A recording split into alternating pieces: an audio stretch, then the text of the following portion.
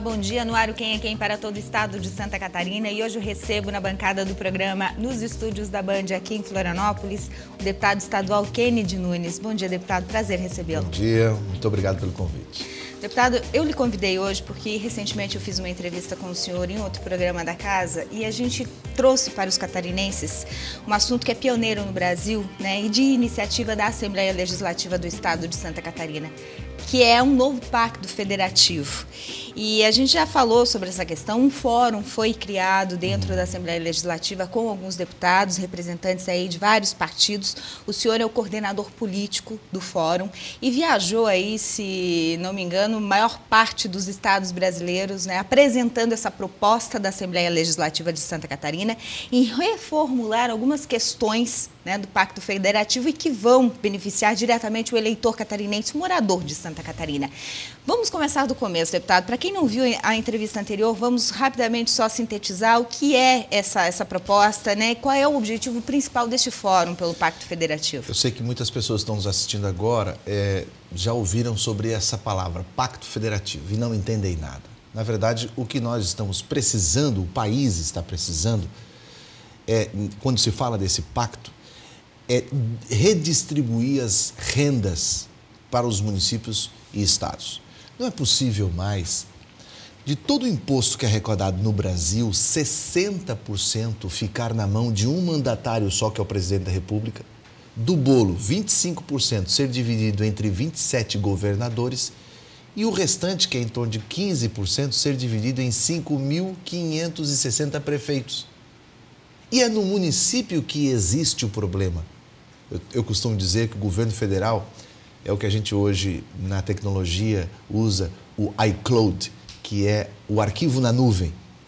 Então, o governo federal está na nuvem, está muito distante do cidadão que está nos assistindo lá na cidade onde ele está. Mas é lá que fica todo o recurso. Então, quando é para fazer o upload, que é para enviar o recurso, é 4G, a internet não falha. Quando é para voltar o recurso, aí falha a internet, não dá, ou seja, nunca chega da forma como deveria chegar para o município.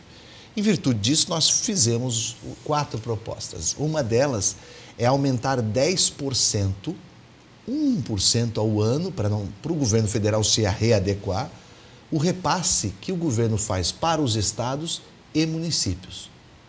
Então, o prefeito que está nos assistindo agora, ele sabe que de 10 de setembro do ano passado para 10 de setembro deste ano, o FPM, que eles chamam, que é o Fundo de Participação de Municípios, o FPM veio 38% menor. E ele teve todos os preços elevados. Quer dizer, é totalmente desigual essa conta. Tem muitos municípios que vivem do FPM.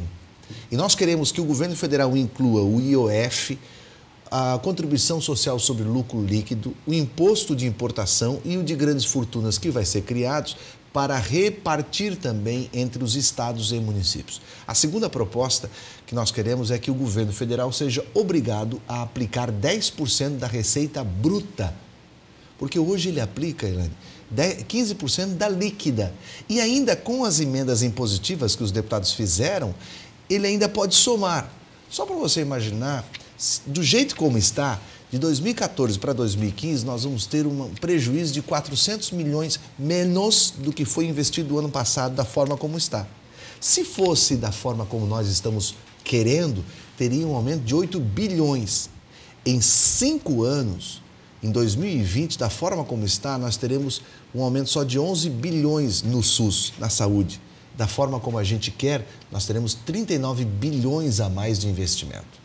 A terceira proposta é uma proposta muito legal, eu gosto muito, que é a possibilidade do cidadão fazer emendas constitucionais. Também gosto dessa, adoro. Hoje é possível fazer projeto de lei, como foi o Ficha Limpa. Sim. Veio da sociedade e surgiu o projeto de lei. A Constituição não dá o poder ao cidadão fazer emenda constitucional. Só o presidente da República, 2/3 do Senado, 2/3 do Congresso Nacional e metade das Assembleias. Nós queremos colocar o poder do cidadão também em fazer emendas constitucionais. E o quarto item é trazer para as Assembleias Legislativas algumas formas que hoje só a Câmara Federal ou o Senado podem legislar. Trânsito, transporte, água, energia, jazidas, que são questões muito regionais. Nós aqui em Santa Catarina temos uma diferença absurda com o povo do Nordeste, do Norte, do Centro-Oeste. Verdade. E isso vale para que dê poder às assembleias legislativas que possam estar legislando dentro das suas realidades. Por exemplo, o que diz o Código Brasileiro de Trânsito? Que não pode levar ninguém na carroceria de uma caminhonete ou de um caminhão. Não pode. Okay. Isso no interior do Nordeste é o chamado transporte de interior para a capital, pau de arara. Quer dizer, o que vale para um estado pode não valer para outro. Por conta da sua regionalidade, por conta da sua cultura. Nós temos aqui vizinhos do estado... realidade econômica. O vizinho do estado do Rio Grande do Sul, que é normal no interior a pessoa andar armada. E por que o estado do Rio Grande do Sul não pode legislar sobre essa descriminalização, se pode usar armado ou não?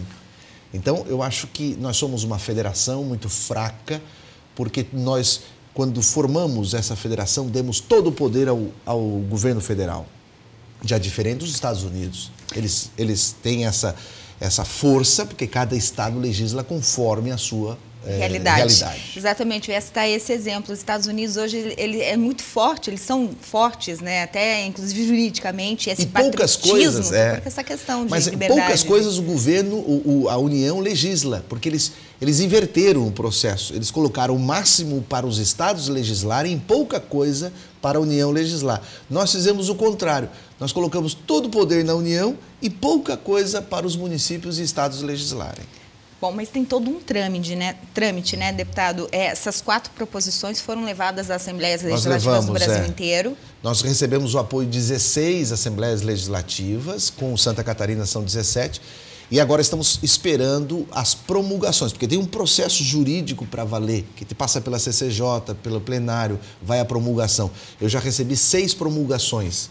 Quantas são necessárias? 14. A hora que eu tiver 14 promulgações, nós vamos entregar no Congresso Nacional. E aí tem todo o trâmite dentro do Congresso Nacional? Tem todo o trâmite, mas daí é o seguinte, os deputados e senadores vão votar sim ou não, e quando for votado e aprovado, o presidente da República ou a presidente da República, quem estiver lá, não vai poder vetar, porque é emenda constitucional.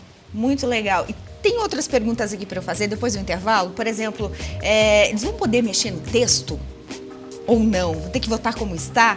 Né? E qual é o prazo? Se existe um prazo estipulado, uma expectativa? Depois do intervalo a gente volta falando sobre esse assunto um instante só.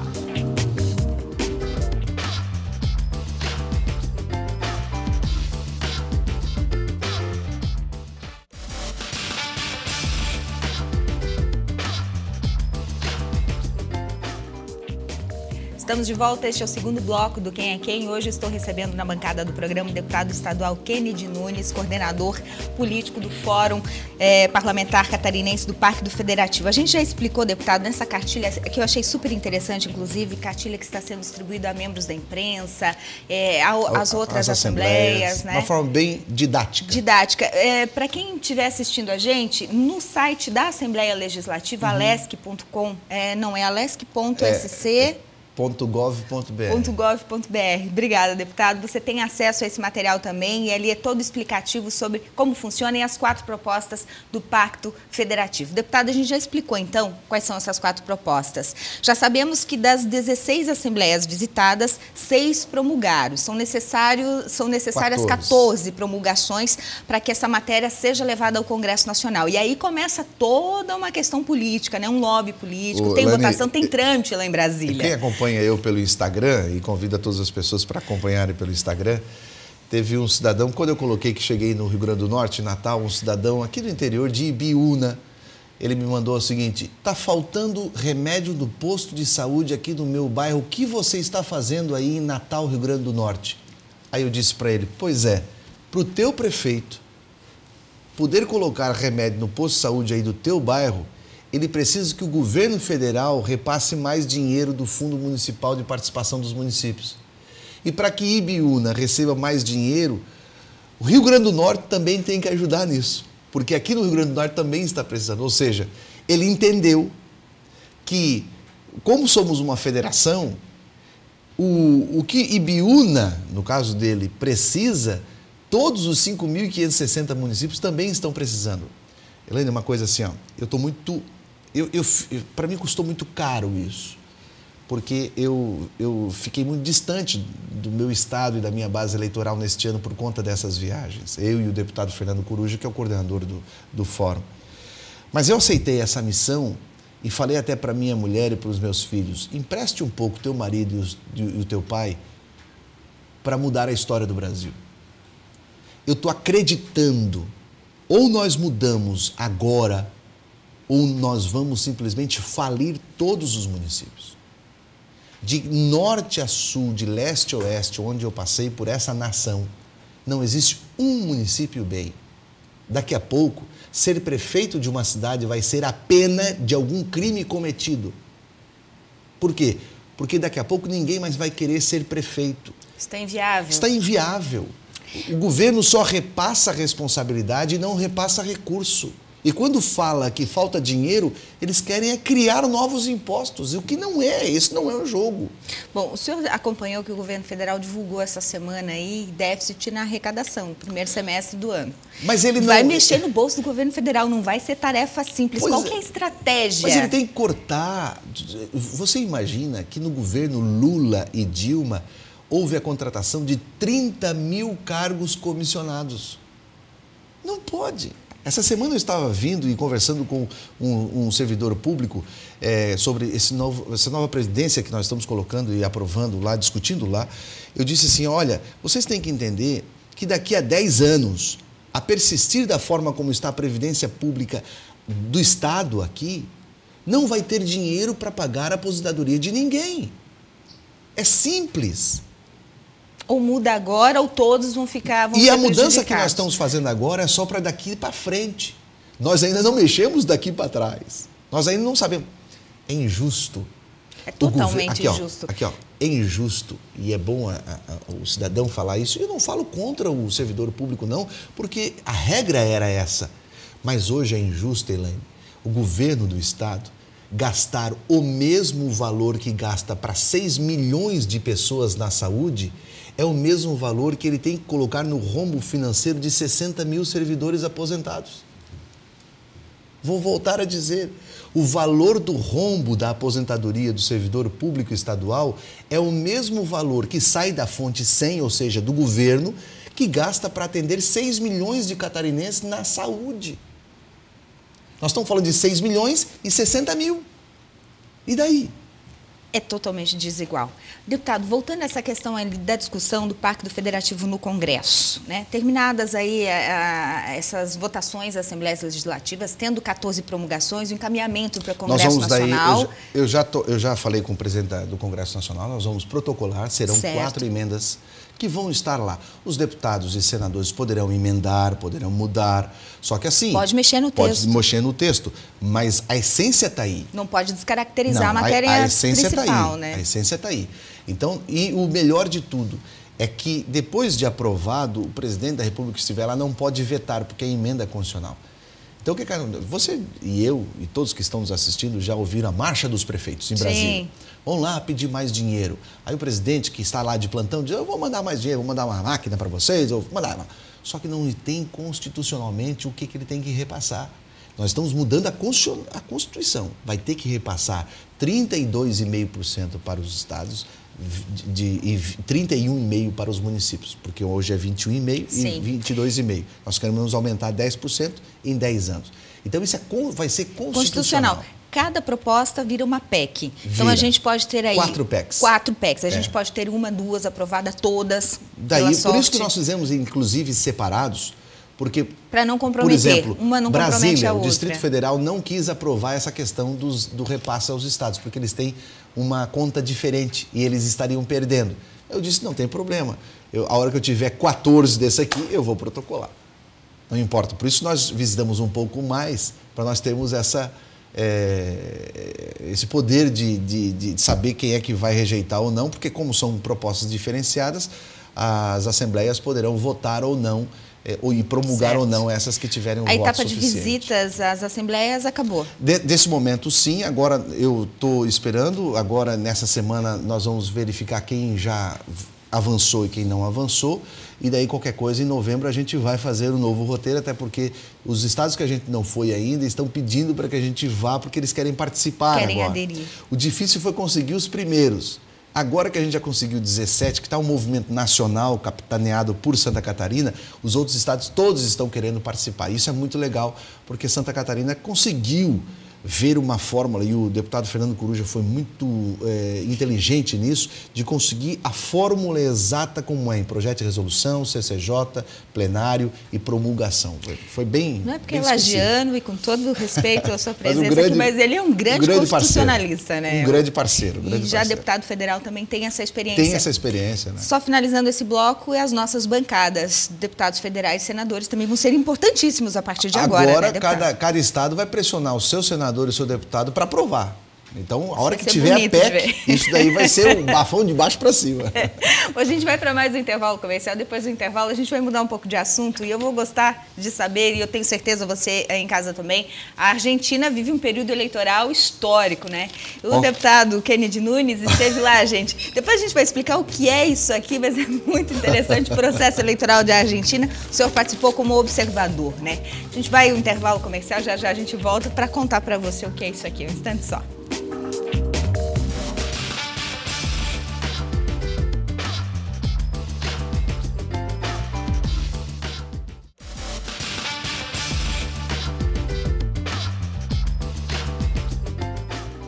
Estamos de volta, este é o último bloco do Quem é Quem para você nesta manhã de domingo e hoje recebendo o deputado estadual Kennedy Nunes, né? Já falamos aí sobre o Pacto Federativo, que é importantíssimo, mas a gente reservou esse último bloco do programa para falar sobre um assunto bem interessante também, que é a eleição na Argentina.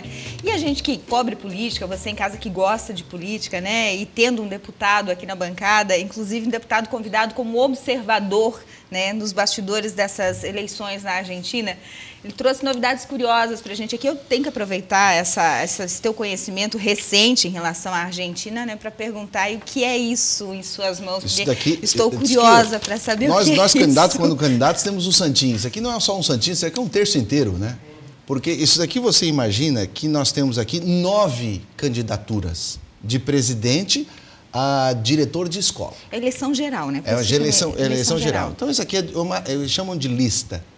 Então, a pessoa chega lá, ela entra no quarto escuro, eles chamam de quarto escuro, que é uma sala onde na mesa tem essas listas assim colocadas. Quem imprime essas listas, deputado? São os partidos. Os partidos são os responsáveis em colocar a lista. Não é o candidato, é o partido. Não, são as coligações, não é a justiça eleitoral. Ah, ok. Né? É o partido. Então, o partido tem a obrigação de colocar. Aí você chega lá, você vê todas essas listas e você tem a opção, no envelope que recebe, de colocar uma lista inteira dentro do envelope. Com todos os candidatos ali daquela coligação. Ou eu ir formando o meu voto. Eu quero para deputado dessa lista, governador dessa, eu vou destacando. Então eu vou rasgando, eles rasgam assim no cantinho da mesa, rasgam e vão colocando dentro do voto. O que eles fazem? Depois eles pegam, botam dentro e colocam na urna. Depois a apuração. A apuração é feita manualmente, aí é mandado um PDF para o correio na central, onde a gente esteve em Buenos Aires, que daí eles vão colocando. Daí esse PDF fica na metade da tela e na outra tela tem um software da Justiça Eleitoral. E eles vão colocando os números do PDF lá. Só que ao mesmo tempo que eu estou fazendo esse telegrama, tem uma outra pessoa fazendo o mesmo telegrama. E o sistema corrige para ver se há algum erro. Se houver algum erro de um dado ou de outro, vai para uma terceira instância que é para verificar quem errou. Ou seja, nessa questão aí eles são muito seguros. Agora, aqui eu percebo também, desculpa, eu só queria fazer um parênteses antes que a gente fuja dessa etapa aqui. O voto lá é de presidente da República, diretor de escola.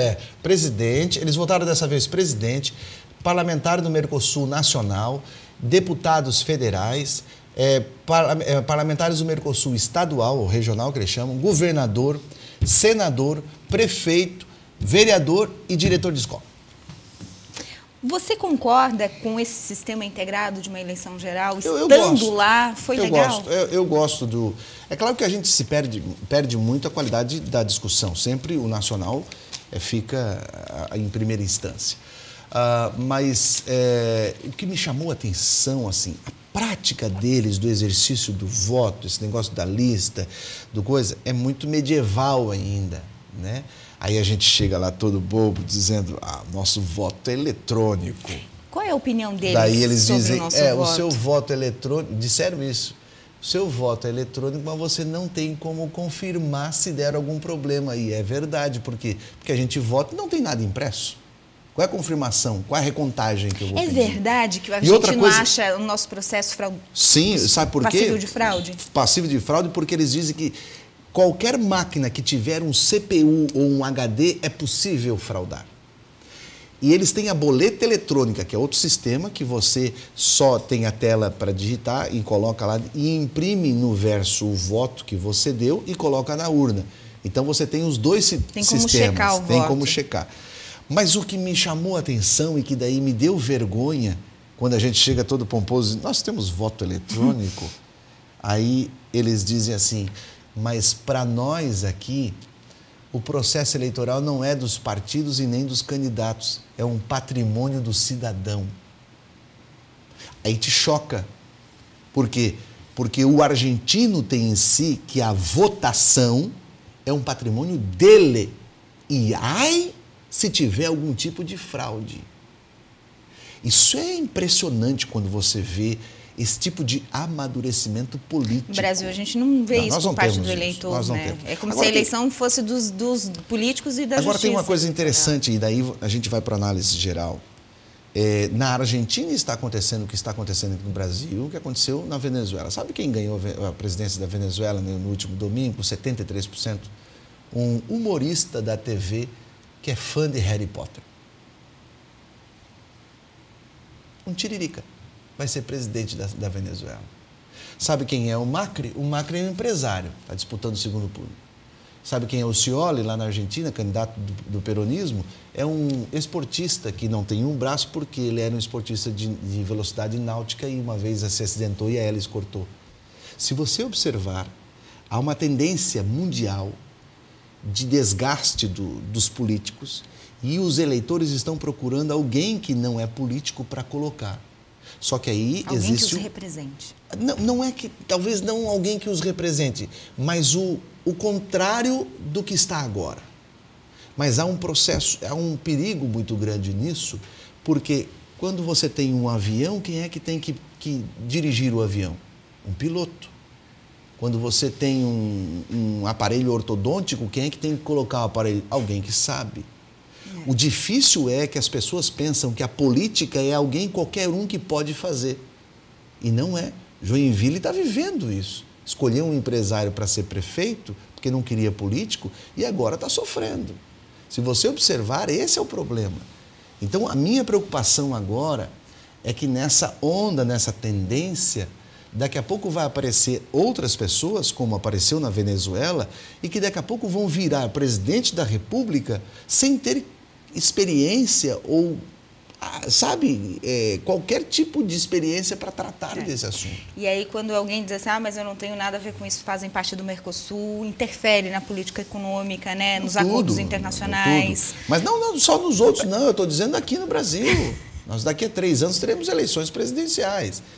E pode ser que daqui para 3 anos possa surgir um tiririca da vida e que com um discurso fácil possa chegar a ser presidente da República e daí nós vamos sofrer muito. É verdade. Bom, para finalizar, eu tenho mais uma pergunta, uma resposta rápida, já que o senhor citou Joinville. A gente sabe que o seu colégio eleitoral é Joinville, teve essa última eleição que o senhor concorreu em Joinville.